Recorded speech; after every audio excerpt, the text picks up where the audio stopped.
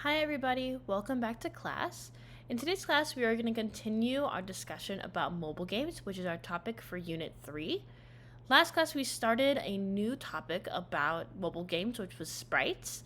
And in class, we talked about what sprites are and created the Sprite Practice app. And for homework, you should have begun working on the collector game. In today's class, we are going to continue talking about sprites. We'll go over a little bit review of some of the things we spoke about last class, as well as introduce some new blocks that have to do with sprites and sprite types in Thunkable.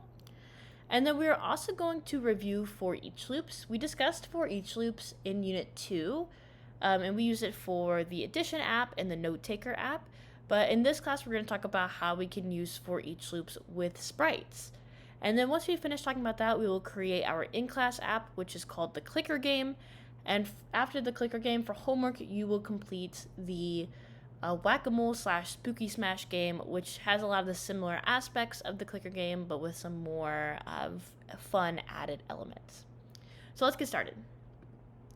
Last class, as I said, we spoke about sprites, and we talked about how sprites are images that are placed on the stage, which are inside of the canvas on our Thunkable app. But sprites are different than most images that we've used so far in class. We've used images in our apps with the image component or as background images on buttons or on screens, but sprites are different than those images because they're much more interactive.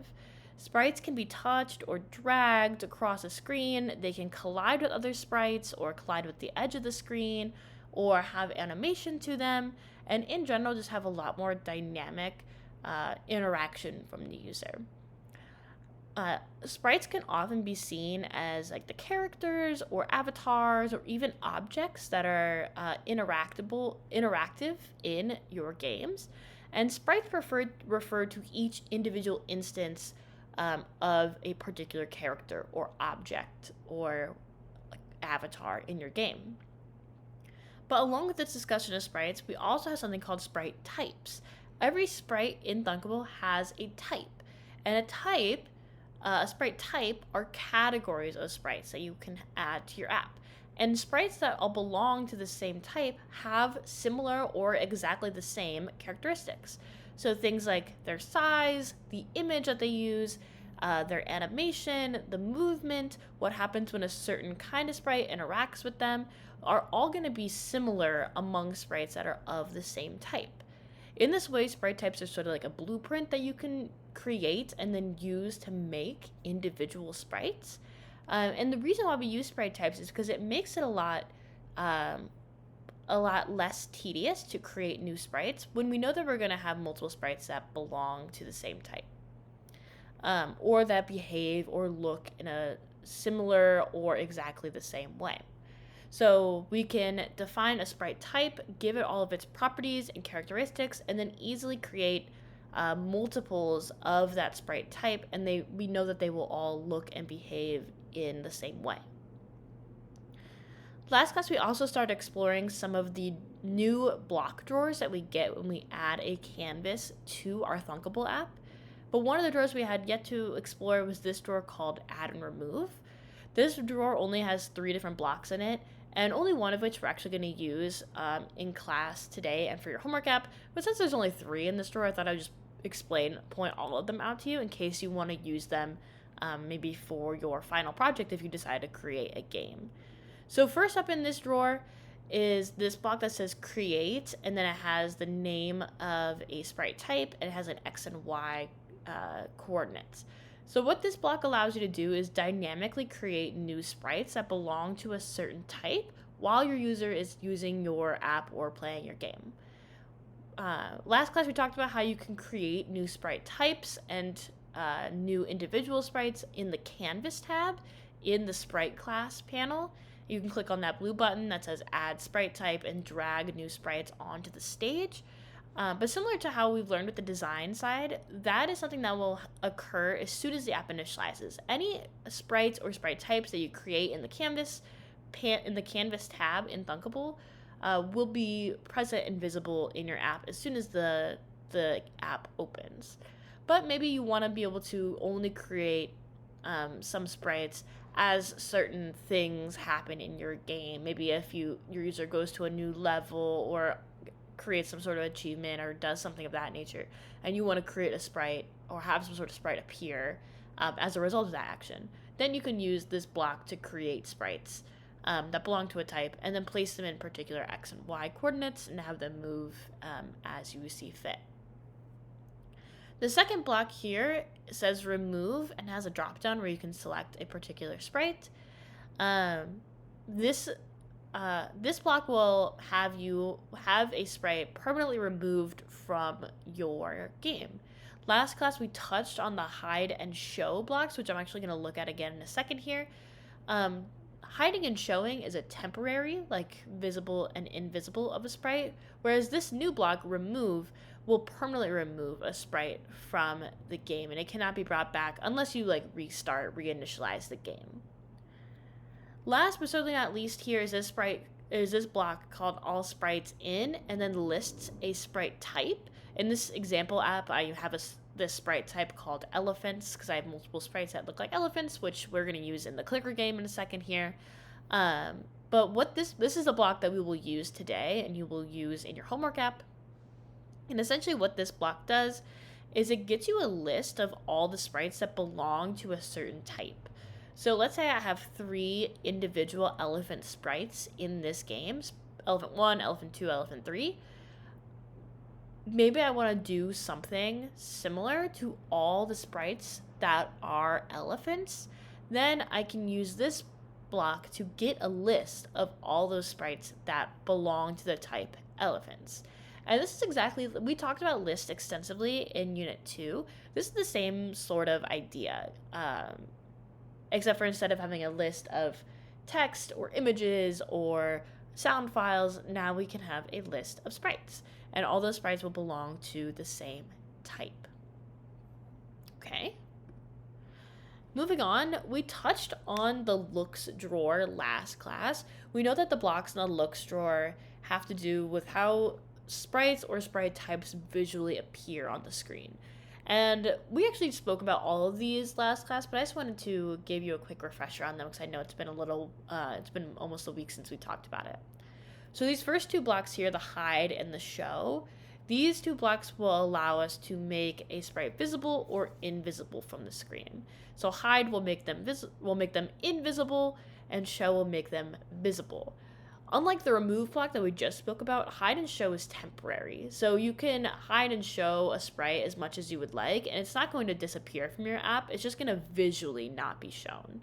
Whereas the remove block physically removes or permanently removes it from your app. I actually didn't touch on this block last class, which is the third one here, which is visible. This block is the getter for these hide and show blocks. And this will tell us if a particular sprite is currently hidden or shown. And then skipping down to the bottom here, we have another block that we are familiar with from last class, which is the flip to the left, to the right, upside down, or right side up block. And that block allows us to flip a sprite's image in all these 4 different directions in order to give it a little bit of animation. We also touched on some new event handlers last class. Most of these we already have touched on except for one, which is the one I'm going to more extensively speak about, but I want to just give you a quick reminder on all 4 of these. So the very first event handler that we get in this events drawer is when canvas loads. This when canvas loads event handler is very similar to the when screen opens block. But instead it occurs when the canvas loads, which usually happens, like a half a second or so after the screen itself opens. One thing to note about the when canvas loads block is when you would want to use this block over when screen opens. And the rule of thumb is you want to use the when canvas loads block when you're trying to initialize something about objects that are on the canvas or on the stage, which will always be sprites, or like the canvas's label. The reason for that is that the screen will load quicker than the canvas, and depending on how many sprites you have on the canvas, it might take an extra second or so for the canvas to load. So if you try to say move a sprite in the windscreen opens event handler, you might run into an error because the sprite might not have loaded yet at that point when the screen first opens. And so you might get some sort of error or things just won't occur the way you want them to. And so if you're trying to move a sprite or change a canvas label or anything that you need to initialize about your app that has to do with objects or items that are on the canvas or the stage, you should put those blocks inside the when canvas loads event handler. Another thing to note about this event handler is that this event handler will only occur once in the usage of your app. So the way that the canvas works is once we go to the screen that has the canvas on it, the canvas will load. And then if we navigate away from that screen to, let's say, a game over screen or maybe like a leaderboard screen or something of that nature, and then we want to go back to the screen where the canvas is, the canvas will have already been loaded.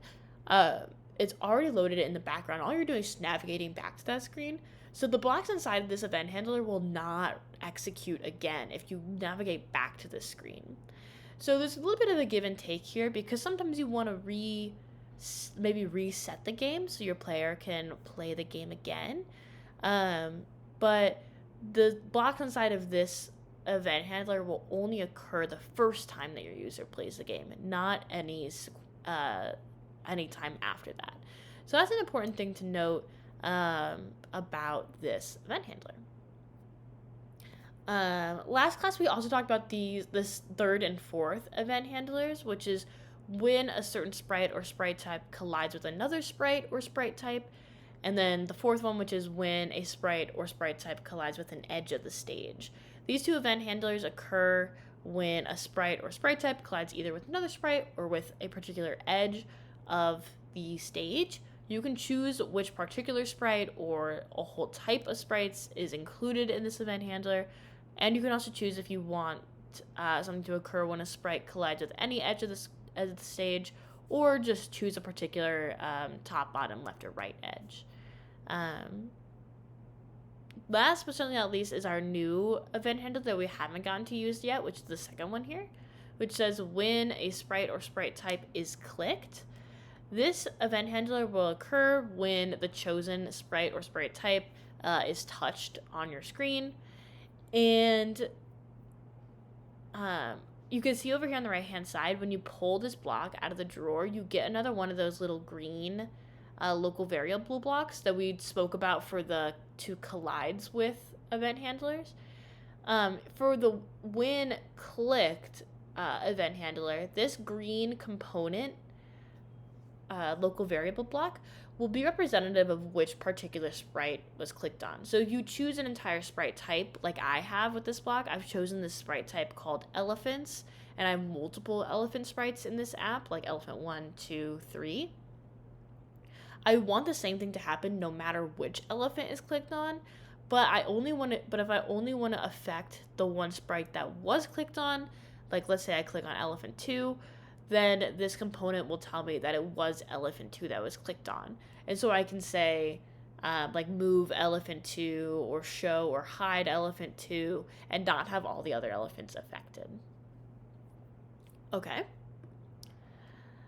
So that was mostly some review of some of the blocks that we learned last class that we're going to utilize again in our in-class app and you'll use it in your homework app. And the other thing I wanted to go over a quick review on is for each loops. Like I mentioned, we talked about for each loops in Unit 2 with all of our foundational programming concepts. And I know that you guys love for each loops. But as a quick refresher, for each loop is a sort of loop and thunkable. In computer science in general, there are a lot of different kinds of loops. In this class, we're only going to talk about this particular kind of loop, which is a for each loop. But in general, loops are a tool that you use in programming when you need a particular line of code or several lines of code, or for us, several blocks of code to repeat over and over again in some capacity. What makes for each loop special is that for each loops determine how many times that code is repeated based on how many items are in a list. So For each loops are what are called condition controlled loops, which means that they have a set amount of iterations, and an iteration being how many times that code is repeated. And that's determined again by the length of the list that they iterate over. So when you use a for each loop, the code inside of the for each loop will execute once for every item in the list, once per for each item in a particular list. So remember, we can find the block for a for each loop in the control drawer, and it's this one that says for each item J in list, and we have to attach to the end where this open space is a list. And essentially what will happen is we will select, when we iterate over this list, we will select each item in that list one at a time and then can do something with each of those items. So the way we'll use a for each loop for this unit is by iterating over lists of sprites. So you remember from the very beginning of the slideshow, we were introduced to this new block in the add and remove drawer, which is all sprites in, and you choose a sprite type. This block again will give you a list of all the sprites belonging to a particular type. And so we will use this block in conjunction with the for each loop block in order to iterate through all of the sprites that belong to a particular type. So let's say I want to be able to move or show or hide every sprite of a particular type. Then I can use a for each loop, so I don't have to tediously go through and say move elephant 1, move elephant 2, move elephant 3, and do the same thing for every sprite and have all that repeated code. Instead, I can just iterate through this list and have the action I want to do with each of those individual sprites defined within my for each loop. So in this example here, I have a for each loop that says for each item elephant in list, and then the list that I have added on here is all sprites in elephants. So this for each loop is going to iterate through each individual elephant sprite that is of the type elephants. And this singular elephant here that's in the yellow block is, remember, a local variable that will be representative of each individual elephant sprite one at a time. So in the first iteration of this loop, that local variable elephant will be equal to the first elephant sprite, elephant 1, let's say. And then the second iteration of this loop, that local variable elephant will be equal to the second elephant in the list, let's say elephant 2, and so on and so forth until we reach the end of the list and we've gone through all of the sprites that are of the type elephants. So building on that example, I have some more code here. So I added inside of this for each loop 2 blocks. I have show elephant and move elephant to the x and y coordinates 100, 100. So in this complete for each loop, what's going to happen is the for each loop will iterate through each individual elephant sprite, so all the sprites that belong to the type elephants, and will show that sprite and then move that sprite to the xy coordinates 100, 100. And it'll do that one at a time for each elephant in this list of all sprites in elephants. Remember, you can also rename that local variable, which is what I'm showing you in the bottom screenshot here. If you click on the drop down, it'll bring up this menu where you can click on rename variable. By default, it's the default is the letter J, but you can rename it to something a little bit more that makes a little bit more sense for your app. So in my example, I renamed it to the singular elephant because it's going to represent each individual elephant sprite one at a time. Okay, and that is what I wanted to speak to you about today. So let's get started working on our in-class app, which is called the Clicker Game.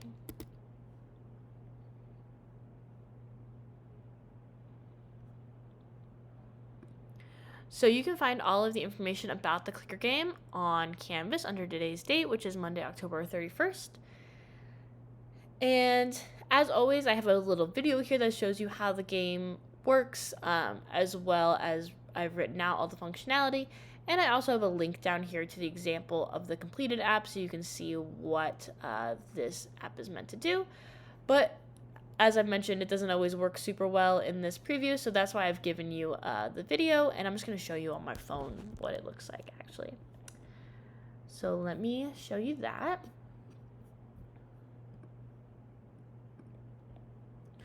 So over here on the left-hand side, I have my phone, which shows you what the clicker game is all about.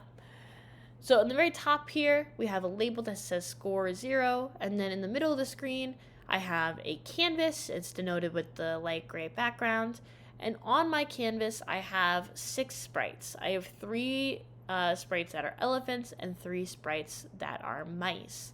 And at the very bottom here, I have a single button that says reset. So the point of this game is you have 2 different kinds of sprites. Sprites that are good, that will increase your score, and sprites that are bad and will decrease your score.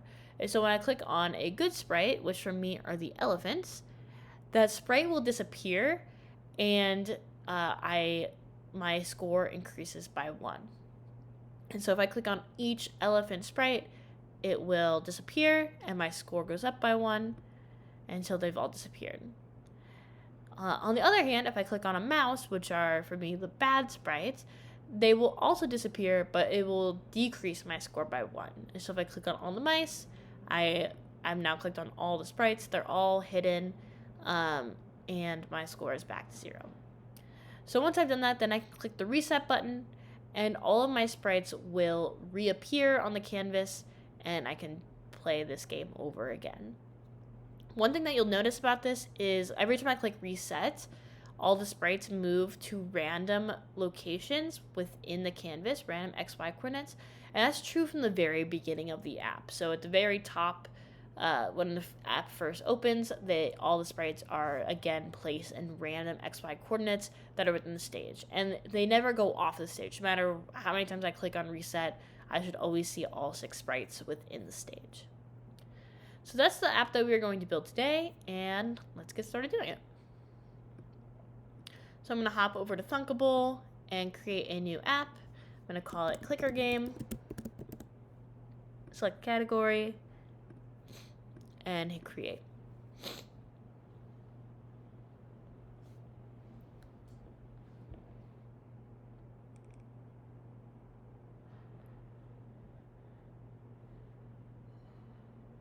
Okay, so I need a couple components for this app. The first is I need a label for my score, so I'm going to add a label. I need a canvas where I'll put all of my sprites. Remember, you can find the canvas in the user interface section with the easel icon. And then lastly, I need a button for the reset button.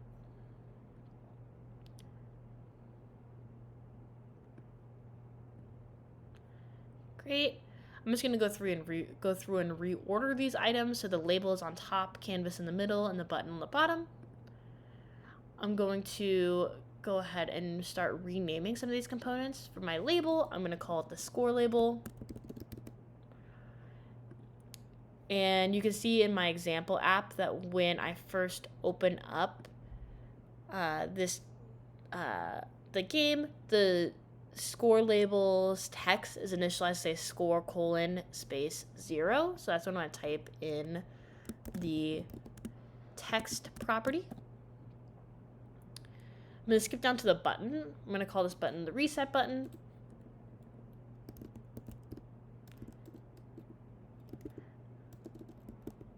I'm going to set its text to say the word reset, and then I'll just do my styling here. I made the font size a little smaller, the background color black, and I also took away those rounded corners by going down to the border property and changing its border radius to 0 to make it have sharp edges.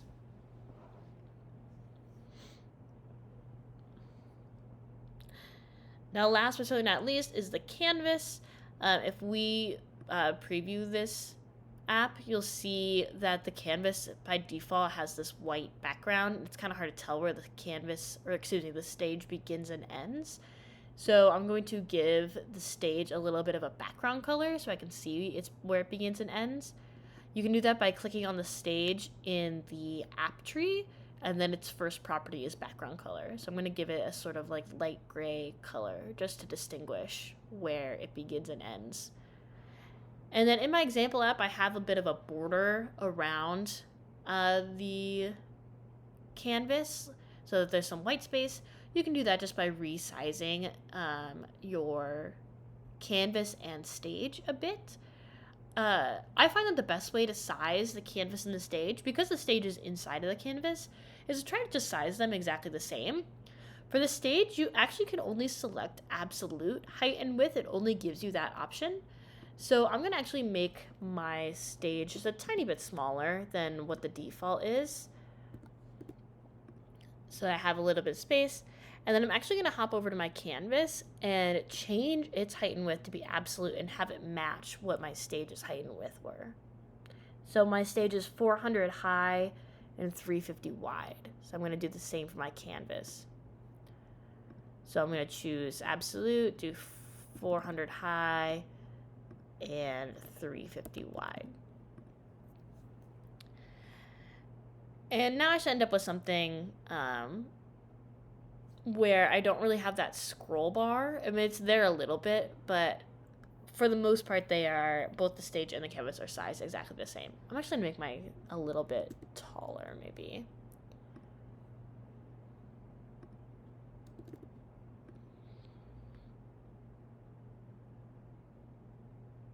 I still want it to be a little bit taller, actually.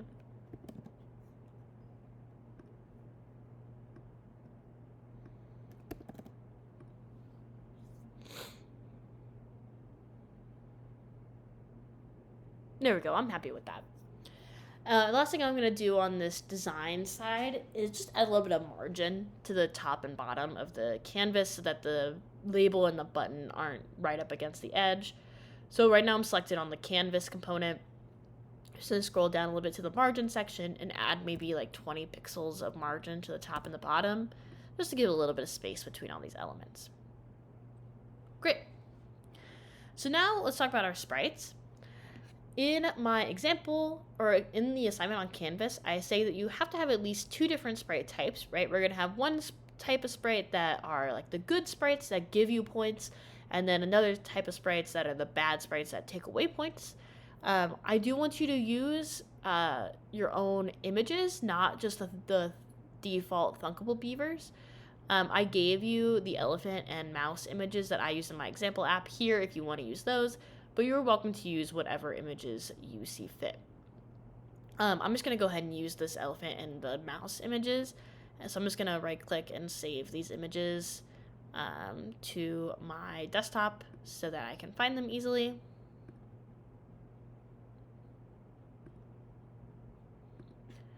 And then over on Thunkable, I'm going to go ahead and just upload those files in the file section of the app tree.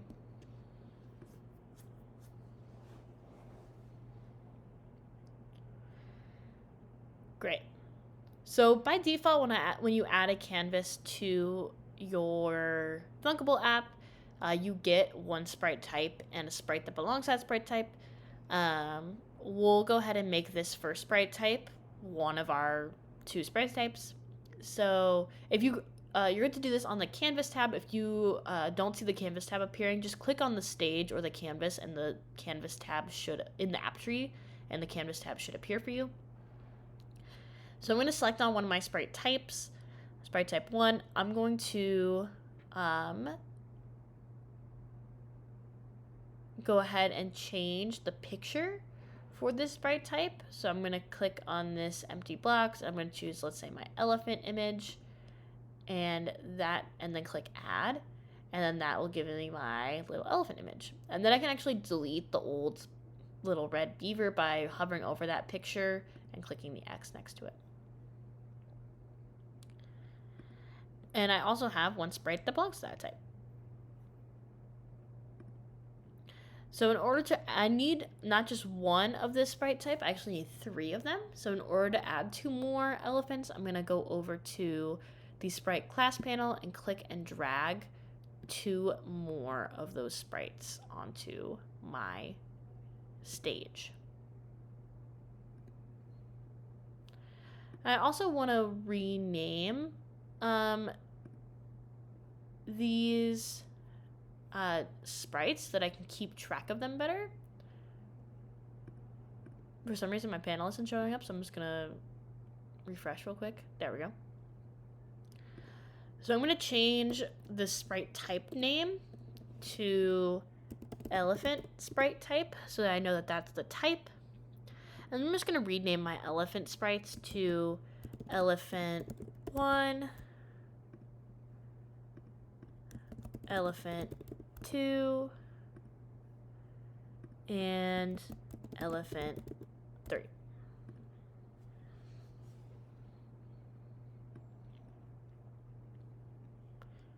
Great.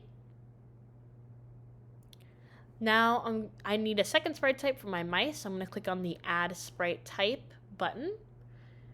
I'm going to rename this one to Mice Sprite Type. I'm going to select my mouse image, click Add, and now I have my mouse image, and I'm going to delete the default Thunkable Beaver.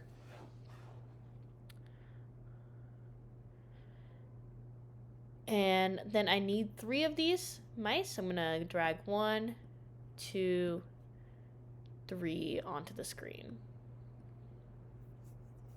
And you can see that as I start adding all these mouse sprites, they all look the same because they all belong to this mice sprite type. They're all gonna share those same characteristics, including its picture selection. So I'm just gonna go through and rename all these to mouse 1, mouse 2, and mouse 3.